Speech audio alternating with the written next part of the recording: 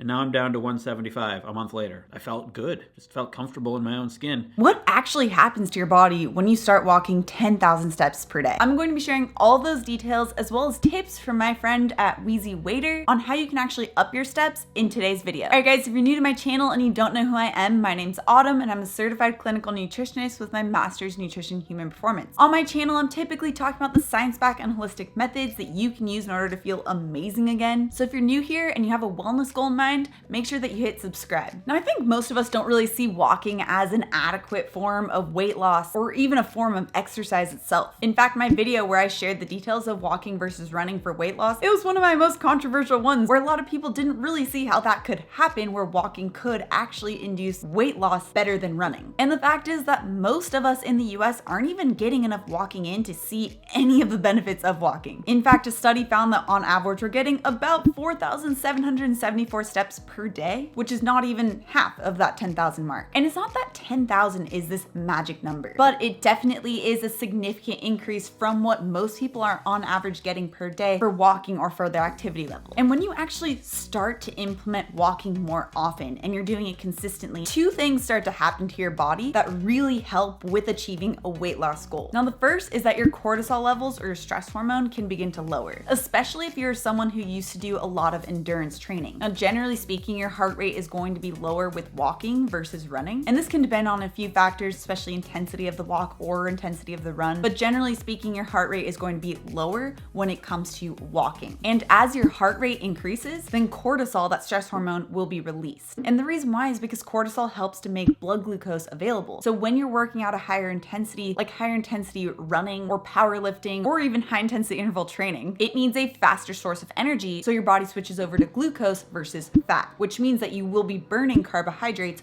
over fat. In fact, there's a study where they tested hair samples of endurance runners, and they found that endurance runners tended to have chronically higher levels of cortisol. And these higher levels of cortisol can make it really difficult for the body to lose weight, especially if you're having issues with weight gain around the belly. Weight gain around the belly is a big sign of increased cortisol. Now, the second reason why walking is so great when it comes to weight loss is because it helps to lower your fasting blood glucose. We've talked so much before on this channel about stabilizing blood glucose levels and how important that is for achieving a weight loss goal. In fact, a small study actually found that when people walked 50 to 70 minutes, 3 days per week, that it significantly lowered their belly fat as well as their fasting blood glucose levels, which in turn means that it's going to be really great for helping to reduce your risk of type 2 diabetes and possibly even heart disease. And when you're getting in these 10,000 steps per day done consistently, that's a really big thing here, is the consistency of it. In totality, 10,000 steps per day should take a total about an hour and 40 minutes of walking time throughout the day. Now, the really big thing to remember here is that you don't have to get all of this walking in done at once. You can actually break these up throughout the day and still get those same benefits.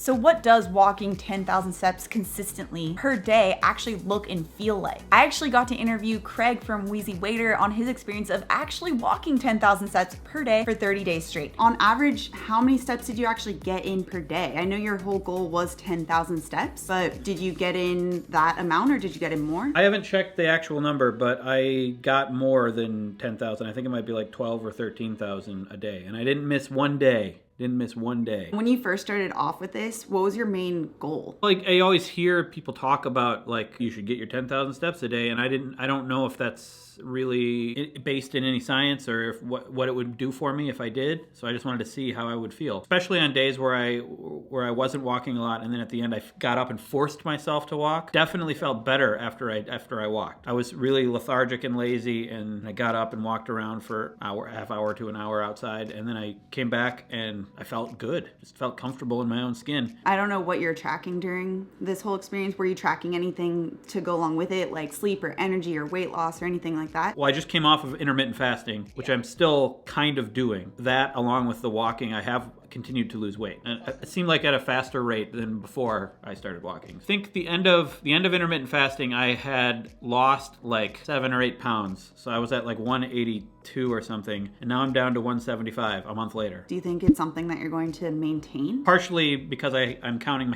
my steps with the Fitbit now. At the end of the day, when I look at the number, I'm like, well, that's disappointing, and that'll motivate me to walk more. So I'm definitely going to continue. There might be some days where I go like, I give up, but I don't know. I think more often, I think I'll just keep walking. There were some times where I had like 1,000 steps left and I just walked around the kitchen. But mostly I would go outside and walk, and I really enjoyed it. With like walking around just in the kitchen versus walking outside, those are two completely different things. You know, you're still getting the steps in, you're still being active, but did you feel any difference between those two when you walked outside versus inside? Well, for one thing, walking inside, I'm turning a lot. I'm turning around in a circle. I'd get dizzy sometimes and I'd have to turn the other way. I felt like I was walking slower. It was hard to get up to like a pace because I'm always stopping and turning. It felt okay. It did feel better than sitting, but like, I don't think it felt as good as walking around outside and, you know, being able to just see new sights walking around. We have a lot of trees in our neighborhood, and it's really just a really nice place to be. The kitchen, I'm there all the time anyway. Yeah. There were days where at the end of the day, I really felt like I didn't want to do it. Like I kind of assumed if I only got like 5,000 steps in a day, I'd have a lot of extra energy no matter what, and I would want to get up and go. You work mostly from home, right? Yeah. Yeah, same thing for me, where it's easy to not leave your house all day. And with more and more people starting to work from home, I think that's more of a common thing. And so you would think that just staying home and not moving as much, you'd have all this pent up energy. But it's almost like you get more tired the longer that you sit and you don't move. On the days when I'm sitting and editing, I noticed it was way more difficult, like to get the steps. I had to force myself to stand up and walk around every once in a while. Thankfully, the Fitbit would remind me, and it highlighted for me how work really brings you down. When, like, if your work is sitting, like that, I can understand why people have problem hitting 10,000 steps if you're sitting every day. Taking those walks take time. Did you find that the days when you had to work, you know, longer because you were editing or whatever it was that you were doing that day, did you feel like it took time away from work, or did you feel like you came back energized so that it was easier to work? It did feel sometimes like I didn't have enough time, like, to do either one. But then to be like, oh shoot, it's already 3 and I need to go walk. Like I would feel that sometimes. It would end up just being pushed to later in the evening when I felt like doing it less. And also I found myself sitting there like wishing I was walking. I would just be editing and be like, I could go for a walk right now. That'd be so nice. Overall, from everything that you learned, what are, you know, if someone is struggling right now, because like I mentioned, I have a lot of clients or people that follow me who can only get in, you know, like 2,000 or 4,000 steps per day. What would be some strategies that you experience that you could tell someone to help them boost their steps? There were several days where I just had to do it at a time that seemed ridiculous. It's like 7, 8 o'clock at night and I'm sitting down to watch TV. Instead of doing that, I get up and walk outside, just walk around the neighborhood, which at first felt a little weird because you don't see a lot of people doing that. Just walking for no reason, like around your neighborhood at night.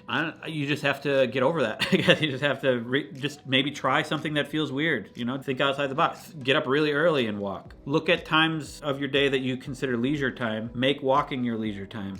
You know, listen to a podcast. I found it to be better often than just sitting and watching TV. For anyone who lives in the cold, what's your main tip then for once it starts to get cold? Well, bundle up, join the gym. I got an idea. Okay, so I remember when my wife was pregnant, we were living in Austin and it was incredibly hot. One of the things we did for fun was we went to the mall and we walked around.